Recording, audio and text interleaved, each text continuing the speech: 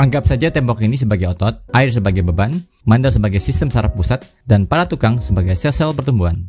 Kalau Anda tidak pernah berolahraga beban, maka ini ibarat air di balik tembok dalam keadaan tenang.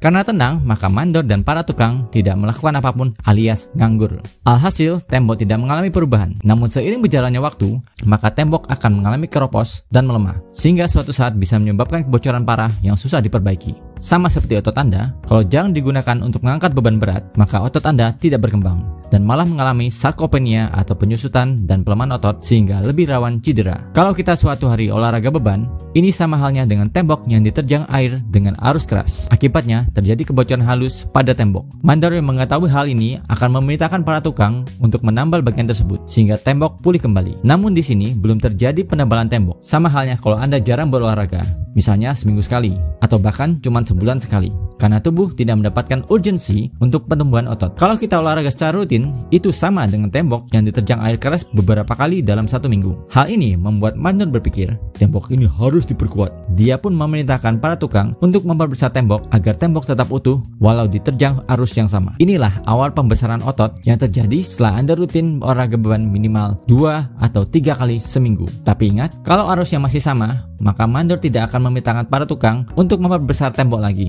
Oleh karena itu, beban yang kamu gunakan dalam latihan beban harus dinaikkan secara bertahap agar siklus pertumbuhan otot tetap terjadi. Inilah yang disebut dengan progressive overload. Otot harus diberi tantangan lebih secara bertahap. Jangan hanya diberi beban yang sama, apalagi kalau beban tersebut sudah jadi terlalu gampang buat kamu. Jadi begitulah ilustrasi proses pembesaran otot secara sederhana. Tentu saja ada faktor lain seperti nutrisi dan istirahat yang akan saya jelaskan di bagian selanjutnya. Semoga informasi ini bermanfaat khususnya bagi Anda yang ingin membangun otot.